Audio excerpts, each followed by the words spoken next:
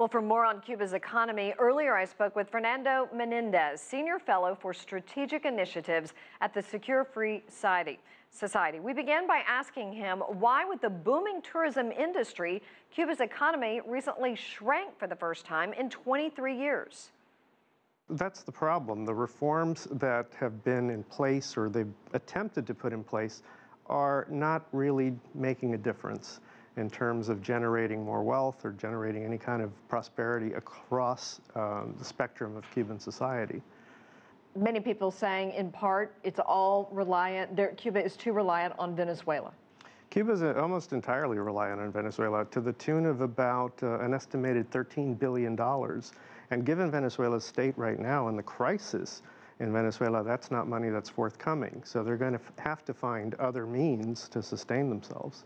What about the three that they've always relied on, sugar, gasoline, and nickel to export? Sugar is not something that's, it's not seriously in contention anymore. Other countries produce it better, faster, quicker, cheaper. The oil they were getting from Venezuela, and they were reselling it. And the third was tourism. Nickel. Nickel with the drop in commodity prices. Again, all indicators point to an economic crisis unless they can get the kind of investment that they need. Although the economy minister, while talking about investment, said that foreign investment was only about 6 to 7% of all their investment, so they've got a long way to go. Did Fidel and Rauls have backup plans for this? Not in particular, not in particular. As an economist, I saw something very interesting the other day. A fellow economist came up with, he found a fortune cookie, and he was talking about reforms. And the fortune cookie said, just because you put tap shoes on an elephant doesn't mean it can dance. The reforms that have been put into place are essentially tap shoes on this. And this is an elephant that's very ponderous, very inefficient, doesn't walk very well, much less dance. Well, let's talk about some positive areas of growth for Cuba, technology and healthcare. In 2017, can we look to these areas to stabilize Cuba? I think this is where they're putting a good deal of emphasis, but it's going to require some international, some foreign investment to take them to a level a little bit higher than that. They had been making some deals with Brazil, some other countries, but the changes politically in Brazil are not necessarily positive for them.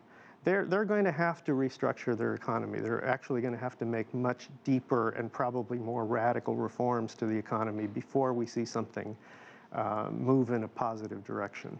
Can they look outside Latin America for help? Limited, very, very limited. For example, China's investments are very well placed in tourism and the rest, and I think they're going to get their money back if there is an influx of tourism, if you will. But whether that stays in Cuba or not is a different story. I don't see other countries necessarily being of help. The changes are going to have to be internal. They're going to have to free up their economy. They're going to have to liberalize their economy. Let's talk about the Trump presidency, the first 100 days. What will we be watching in regards to Cuba? I think that we will not see the policies that we've seen for the last 2 years. Policies that were essentially accommodating Cuba. I don't think that's going to be followed by Mr. Trump, just from some of the early comments. At the same time, I don't think he's going to be spending a lot of his time trying to dismantle the embargo. The embargo has many different laws. It's not just one law that you can get rid of, and I don't think he's going to spend his capital, his political capital, dismantling the embargo. In terms of investments, again, I don't see that he's going to be that forthcoming with the possibility of American investors.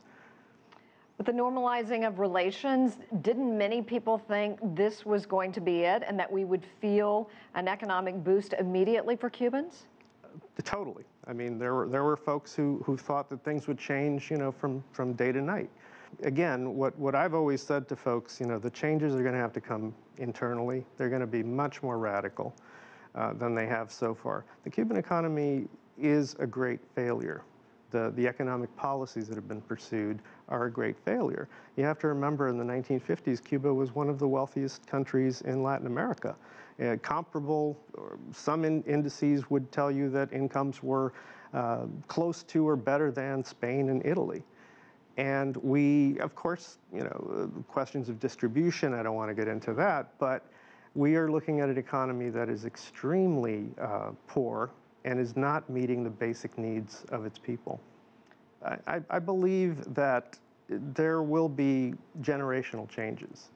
There's a generation of Cubans probably in their 40s and 50s who might step outside of what's been tried so far, but they won't necessarily have the authority or the legitimacy that Fidel had. Fidel was out of power, essentially running things for 10 years, but he had the ultimate final word. He had the legitimacy, he had the authority. I don't know of anyone on the horizon who's going to have that and who's going to be able to make those kinds of fundamental changes.